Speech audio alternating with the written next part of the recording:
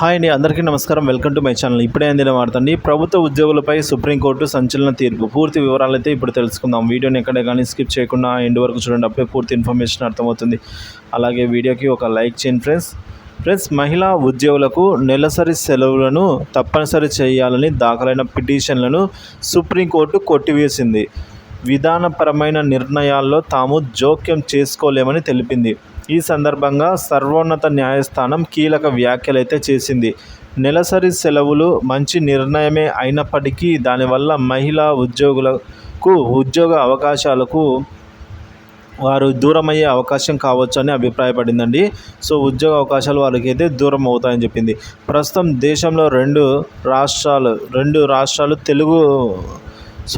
దేశంలో 2 రాష్ట్రాలు మహిళలకు నెలసరి సెలవులను ఇస్తున్నాయని, మిగతా రాష్ట్రాల్లోనూ దీన్ని పాటించేలా ఆదేశాలు జారీ చేయాలని సుప్రీంకోర్టులో పిటిషన్ దాఖలైంది. దీనిపై భారత్ ప్రధాన న్యాయమూర్తి జస్టిస్ డివై చంద్రచూడ్ నేతృత్వంలోని ధర్మాసనం సోమవారం విచారణ జరిపింది. మహిళలకు నెలసరి సెలవులు ఇస్తే వారు మరింత ఎక్కువగా ఉద్యోగాల్లో చేరేందుకు ప్రోత్సహించినట్లు అవుతుంది.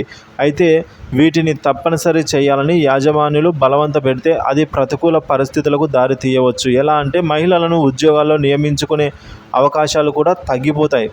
ఎందుకంటే వారికైతే 2 రోజులు సెలవులు ఇవ్వాల్సి వస్తుంది. అదే పురుషులకైతే అది ఉండదు కదా అని చెప్పేసి ఎక్కువ మంది పురుషులనే పనిలోకి తీసుకునే అవకాశాలు ఉంటాయి. సో అది మేము కోరుకోవటం లేదు. 3 మహిళల ప్రయోజనాల కోసం కొన్నిసార్లు మనం చేసే ప్రయత్నాలు వారి భవిష్యత్తుకు అడ్డంకిగా మారకూడదు అని చెప్పేసి ఈ విధంగా వ్యాఖ్యానించిందండి సుప్రీంకోర్టు. అంతేగాక ఇది విధానపరమైన నిర్ణయమని, ఇందులో తాము జోక్యం చేసుకోలేమని తేల్చి చెప్పింది. ఈ విషయంలో రాష్ట్ర ప్రభుత్వాలతో కేంద్రం విస్తృత చర్చలు జరిపి ఈ విధంగా అయితే తీర్పు వెలువరిచిందండి. సో ఈ అంశంపై నిర్ణయం తీసుకోవాలని సూచించింది. పిటిషనర్ తరపు అభ్యర్థనను కేంద్ర మహిళా శిశు సంక్షేమ శాఖ దృష్టికి అయితే తీసుకెళ్లాలని పేర్కొంది. ఈ ఏడాది ఫిబ్రవరిలోనూ నెలసరి సెలవులపై పిటిషన్ దాఖలవగా దానిపై విచారణ జరిపేందుకు సర్వోన్నత న్యాయస్థానం నిరాకరించింది. దానిపై ప్రభుత్వమే నిర్ణయం తీసుకుంటుందని కూడా స్పష్టం చేసిందండి.